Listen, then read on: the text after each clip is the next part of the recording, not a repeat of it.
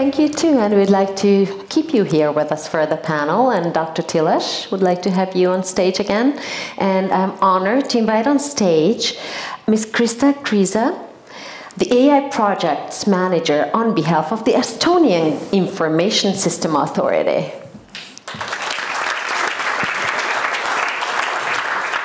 And online joining us is Ms. Andrea Halmos from DG Digit as Deputy Head of Unit at the European Commission. Ms. Halmos, are you with us? Can you hear us? Can you see us?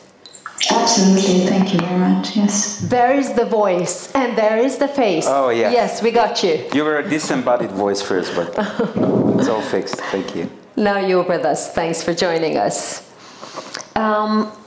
Let's see the questions. Let's see the foundations for the topic of the last round of panel of the day. Both the current EU leadership and the coming generations of leaders have to be ready. They must be ready to steer government AI for the public good. They must contribute to a safer, more predictable and trustworthy digital environment. I'm just repeating you. How to avoid bad use, or worse, misuse or abuse, and how to best prepare. They must contribute to safety. How could there be a role of a potential certified, unalienable individual digital ID from birth to date? Quoting Mr. Eric Sloten from here. And the DSA and the AI Act are so close proximity to each other. What's the right balance of partnership and oversight between public authorities and large platforms, forerunners of AI? And let's talk about sandboxes as well. There has been a mention of sandboxes before. How far are we beyond Spain? And let's start with Ms. Kriisa, because she is on behalf of a government that's a front runner. And maybe if you could highlight the Estonian process for us, what do you consider, in retrospect, something that was really feasible, really easy to get done, and something that you would warn us is going to be a hell of a headache for public servants? Okay, thank you. It's nice to be here. It's been a long day, very intense, but some of the things I thought I should definitely talk about, because we talk to different countries, different governments all the time, and they often ask what the conditions should be like before we can actually start thinking about AI. And then in Estonia, there are some conditions that have been met first, and then that's why I guess we are one of the front runners in the world. Let's see the secret. So the secret is, first of all, you have to have your digital ID, as I said. So in Estonia, we've been using our ID card that helps you to prove that you are the person using your digital ID. It can be your ID card, but you can also use your mobile ID, and now we also have a smart ID for your phone. Another thing that probably is important is that you have to have machine-readable data, and in Estonia, 99% of the public services we provide are digital. Let me repeat that. Did you say 99? Yes, 99. Thank you. And 93% of Estonians use those digital services. So people need to trust the systems. That's another thing. Did you say 93? I did. I guess these are some of the things. Also, the fact that we have 99% of our services digital, it means that we have all those different systems that need to be able to communicate with each other. And so in Estonia, we have this system called the X-Road that Gianluca actually displayed there earlier, that I could recognize, which is this data exchange layer, basically, that helps different systems talk to each other. Also, another thing, in Estonia, you can actually track who has been using your data that the government owns. So you look into the government portal, you see all the data that the government has of you, and there's this tool called Data Tracker, and you can actually check which government agency has looked you up and used your data. And you can also see, somebody earlier mentioned that you should be able to opt in, opt out. And in Estonia, it is possible to opt in and opt out. So if you don't want, well, you can't disappear completely from your government, but you can stop the private sector companies using your data. So. Still, it was music to our ears, I think, from Eastern Europe, that when you use the word tracking, it's kind of not the sense that it would come to our mind as tracking the government following us. Yeah, but that's how it is in Estonia, yeah. And so you have to have the systems in place. You need to have your people trust your systems, and then it's easier. So it also means that you have to have your cybersecurity very working, actually, and also I guess there is quite a lot of pressure on government agencies and government systems, because you cannot fail, because in private sector, if you fail, well, it's okay, it doesn't matter, but in the public sector, it can be quite difficult to regain the trust you've lost. Let's see, Andrea. Yes, so Andrea, hi. Andrea is here with us from Brussels, and because Gianluca already mentioned some of your work regarding interoperable Europe in the AI age, we would love to hear more about that very important foundational backbone that you're building at the Commission regarding interoperability, a topic that a lot more needs to be spoken about. So we would love to hear more from you. Thank you. Thank you very much for the invitation and for your interest in our work. Indeed, Gianluca has explained a little bit how the digital government transformation has been going on for quite a while, and what we've been seeing, or what researchers have predicted on how government will become much more data-driven and much more of an ecosystem and much more to be looked at as a whole of a government approach. We're still, I think, in a stage where this is just to be really realized, and there is a new momentum to do that because of the abundance of data, because of the availability also of AI, to actually come to a really data-driven digital government. And what the Commission's been doing is really working with member states to exchange knowledge, best practices for the last 20 years. But what's become clear is one of the big bottlenecks is really interoperability, on how actually these different systems can talk to each other. How do we ensure that the data that we want to exchange and want to use can actually be exchanged and recognize each other, that we're talking the same language. I think someone earlier talked about, the same language being used. And so this recognition was obviously discussed with the member states, and the Commission put forward a proposal for a new regulation for the interoperability in the public sector.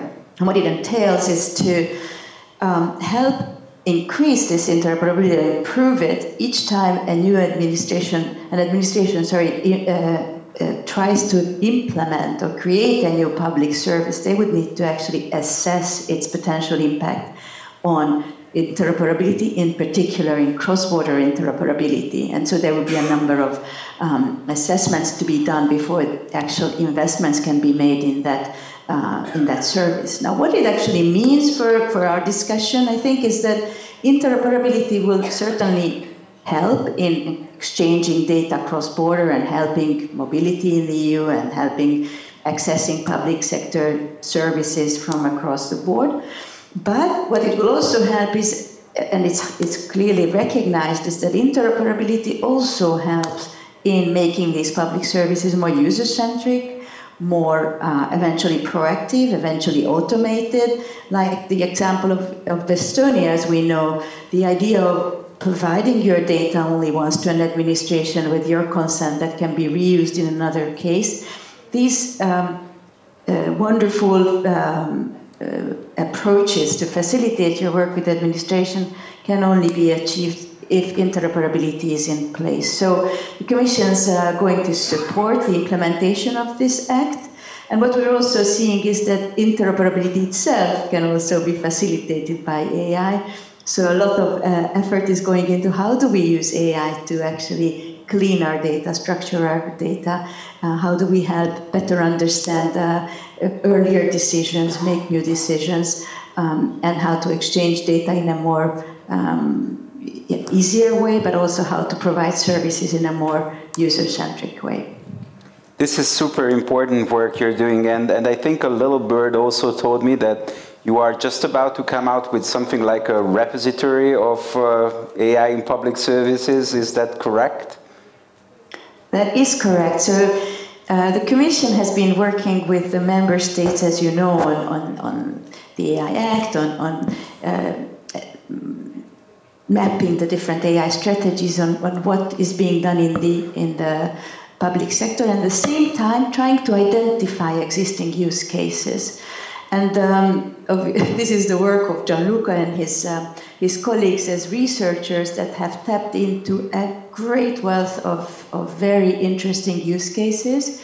We're up to now over 700 such projects, and what we're trying to do is actually put them forward in a user-friendly database. We will call it the Public Sector Tech Watch and Observatory, which will be a searchable database, but will also create communities and discussion fora and workshops around different topics when it comes to AI in the public sector. So the way how the Commission helps is obviously sharing good practice, so this is one way, but we also have put forward other, let's say, support measures, if you wish. We will have some potential funding for piloting.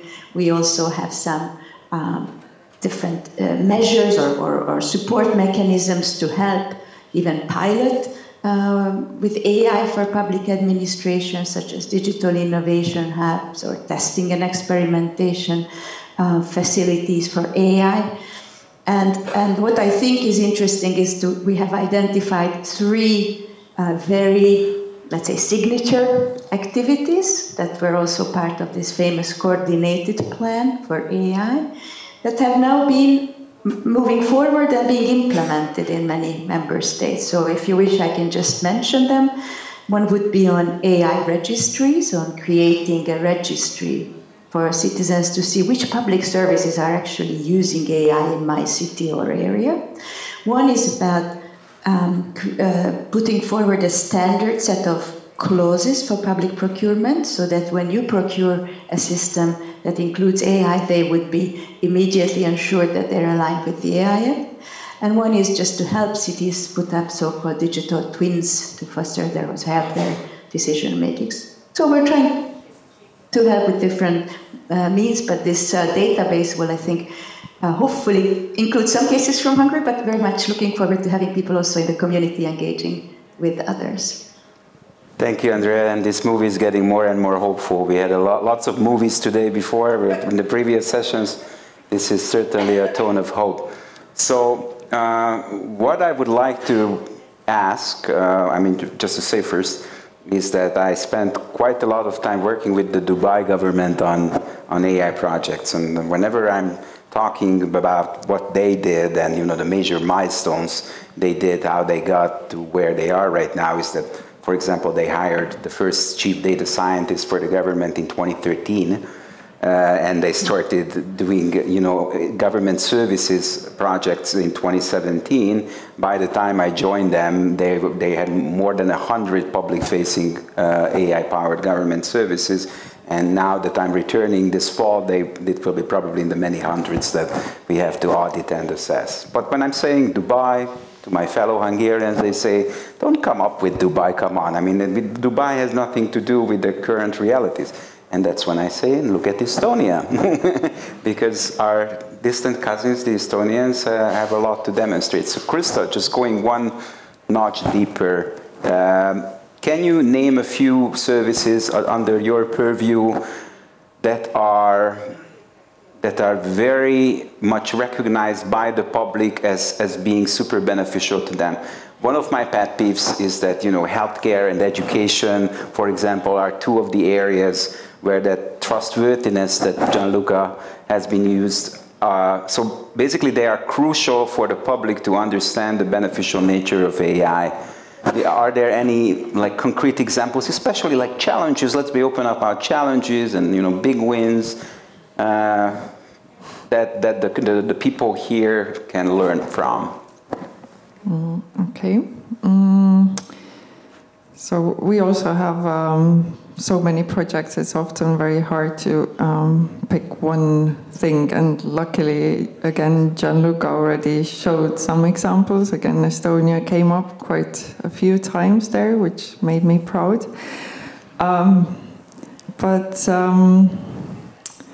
So right now, I don't know, chatbots have been mentioned today several times. So our government has been working on this network of personal virtual assistants that could help a citizen because, for example, when, I don't know, you have a baby and there are different agencies you need to contact and several forms you need to fill in, and often you don't know where to start from.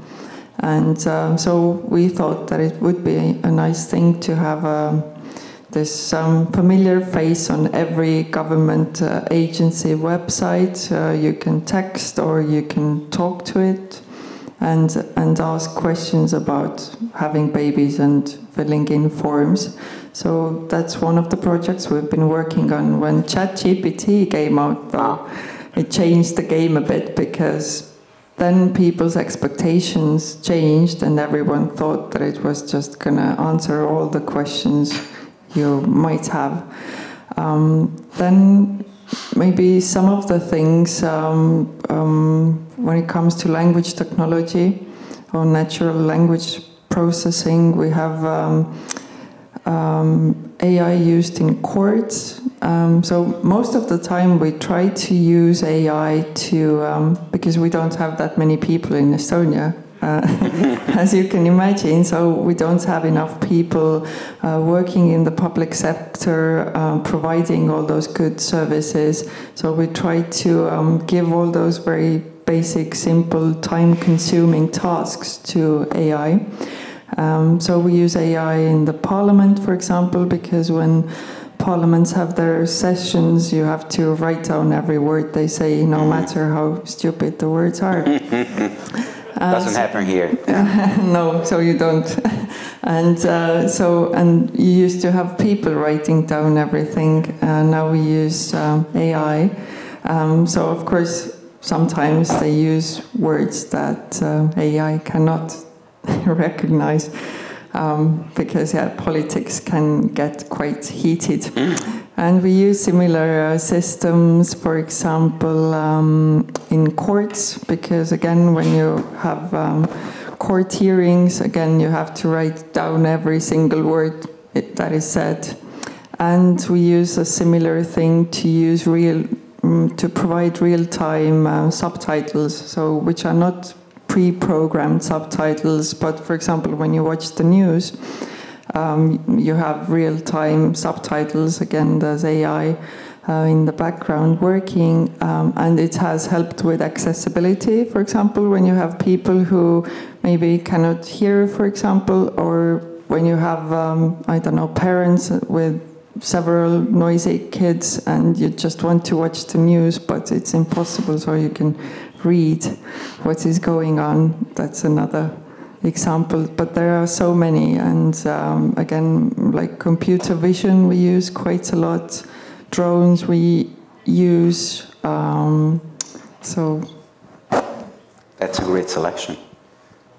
Gianluca? Yeah, maybe if and also because Andrea mentioned a bit of my work before leaving the JRC, that now the colleagues are actually implementing further with this database that she mentioned, but also, let me mention also some of the work she has done before this position. That was exactly to try to enable at the local level, so at the city level, with this initiative Living in EU, that exactly is an attempt to make sure that all cities, or many cities, actually can share their practices, and exactly trying to build also common solutions. And because what comes often, and that's why in our master we are focusing on that, is the need to have public procurement systems that are, let's say, appropriate for what they are buying. I mean, one thing is to buy a chair, one thing is to buy an AI system.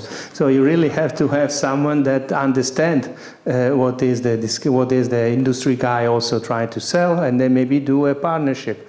And that implies innovative mechanism for public procurement that is actually what is already done in some cities like Amsterdam or Helsinki, etc. And this registry and repository that was mentioned is very important. But if I go to your question back, it's because of course you mentioned healthcare, okay, and we could have another conference about healthcare, of course, and it's how AI can actually support even very complex issues like, you know, facilitating genomic data transfer, etc., maybe improving our human limitations or prevent some disease that is already been researched in many cases, and is a priority of the EU that is actually focusing on healthcare and sustainability as two of the main areas that, especially in international cooperation, we are trying to. I mean, the Commission and the EU is partnering with, I know, with Canada, with US or Japan, Korea, and Singapore, for example. But then there is an area that I'm particularly attached because we were studying quite a lot is social services. That some people can say, okay, but this, okay, well, AI, well, there where actually these technologies can help a lot because people don't have the capacity, maybe they're not even aware that they're entitled to certain benefit. Mm-hmm. So then if the government identify that people and of course try to build them a relation with them and try to provide a personalized service, of course within the respect of all the rules, then this is very beneficial. And this technology can identify and anticipate also problems that are often very bad. I mean, of course, there are many other examples that are also in the more basic in the transport systems, in the energy, and so forth. But I think the social services is an important one, but clearly it's also a risky one because then you have to clearly deal with issues that are complex.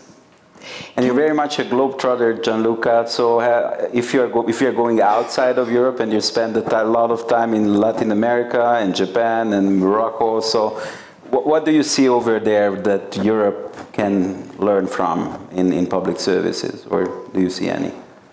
Well, we can learn, and we can also, let's say, export a bit our, what we have, and that's also part of the current strategy for international cooperation or international partnerships that the EU has set up as part of the global digital gateway. That is exactly that of, you know, building infrastructure, digital infrastructure with other partner countries in the world, but at the same time offering some, they call it a digital economy package, where, you know, we can also export, let's say, the experience we have in terms of data protection or e-identity, for example. You know, Singapore or Japan is very interested on our e-IDAS, and then we say, okay, we haven't even yet implemented here. And I was still young when I first, we were talking in DigiInfo at the time about e-IDAS with Andrea Servida and others, and or all the interoperability framework that we have.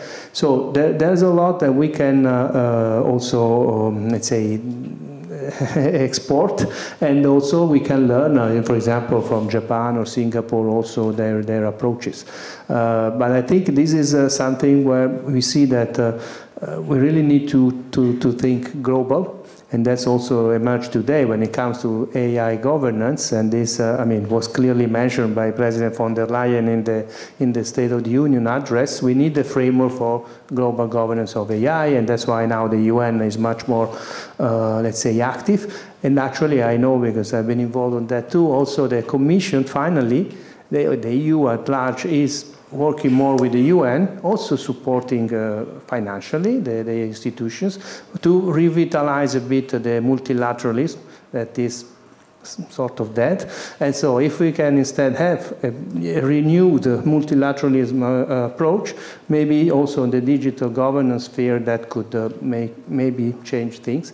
And for example, what Kriisa said about the justice systems, there's a lot that we have learned in Europe. And now, for example, we are partnering, I mean, the Commission is partnering with UNESCO that has a big program of training of judges around the world, and they are doing this mock also with the support of the Commission, funding from the Commission. At the same time, we are, I'm personally involved in developing a similar approach for digital governance and AI. We call it the Compass. That is a kind of training for regulators and policymakers, and we are actually going to Rwanda in 3 weeks to make the piloting of that. Can I bring in, instead of zooming in, one very particular question that has been very interesting to me and has been brought up by Mr. Eric Sloten here. And it's in relation to safety in connection with government, because it probably requires government level to do something with it. And the question is access regulation. The problem of access regulation. If you have a digital ID, so you know how old people are, where they're coming from, what walks of life they are with, does any government have regulation of access for the sake of safety of the users? If we look at it from the other way around that we have looked for the whole conference, this is something that has not been mentioned, so I wanted to ask all panelists, since we're talking about government. Opinions from the field? Again, access, I don't know, for us in Estonia, using our ID card, that seems a bit old-fashioned, using your mobile ID or your smart ID.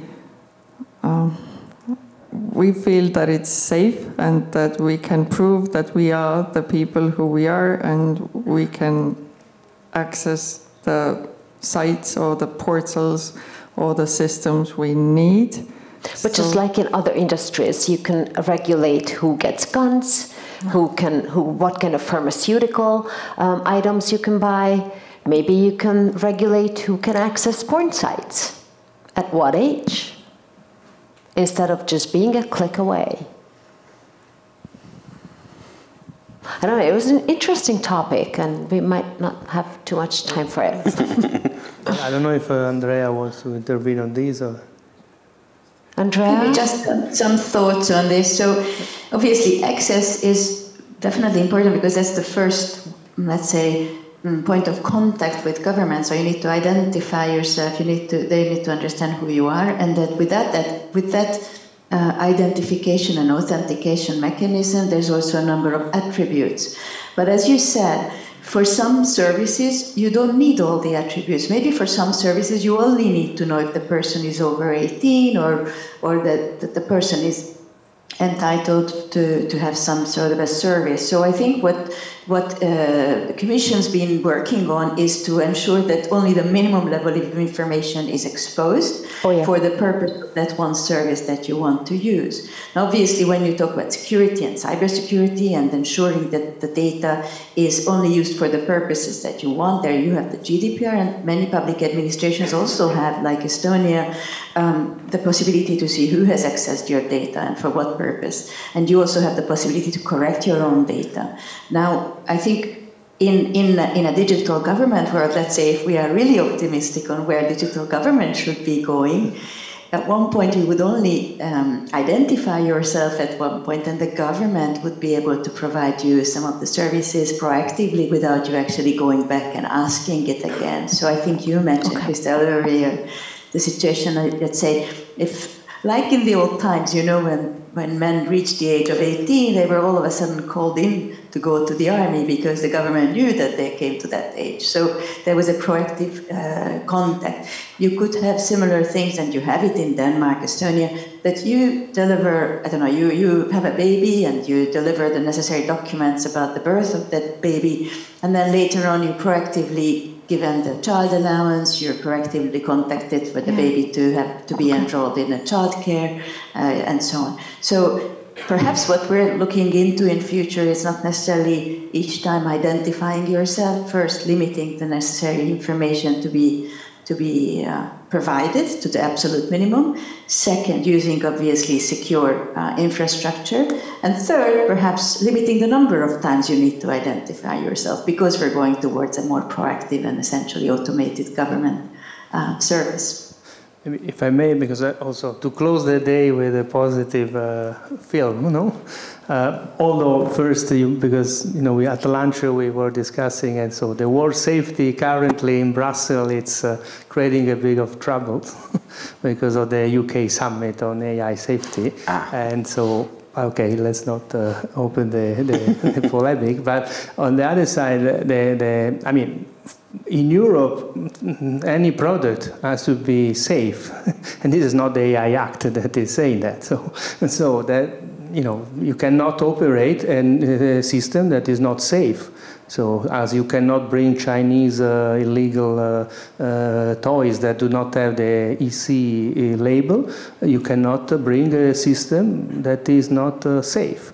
Now, is limiting access the solution? Well, no, because I also have a daughter of 10 years, and many of her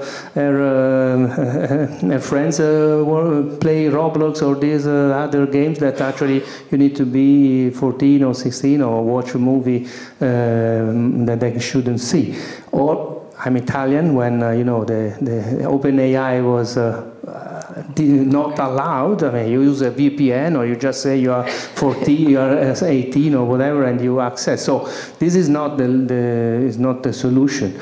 But then we have another system again that we are the first in the world that we have also launched a regulation on the once-only principle, and we don't apply it. And then we go outside, and in Ecuador or wherever, it's, oh yeah, can you tell us how you do that? Well, in principle, it works like this. In theory, in practice, nobody's using it, because it has to be implemented by the member states. And this will be the main problem that we will see also with this regulation, because the EU can do the best regulation, even defining the foundational models perfectly, but then if member states don't implement, if they are not capable of implementing, we are not advancing. Now, to close, to have a positive view, actually there is a book by my good friend Frank Pasquale that is called The Automated Grace. So he says, well, when someone asks for a social benefit, unemployment benefit, or whatever, the government has to ask a lot of paper and information to say, okay, you are entitled or not. In most cases, they say, no, you're not entitled, and they are wrong. Because then, out of the people that are denied the benefit, some say, okay, I'm not entitled, and they don't go ahead. Others actually make appeal. And it's been shown by data in the US, and I'm pretty sure will be the same here, that the majority of these people then actually were entitled to that. So what is hypothesized, and that's how I see the government of the future, everybody asks you for a benefit, you give the benefit, and then you check if they are entitled or not. And in case they're not entitled, you take the benefit back. That's how a good government should work. That sounded pretty good for a closing remark. Let's give a big round of applause to our panelists here. Thank you very much.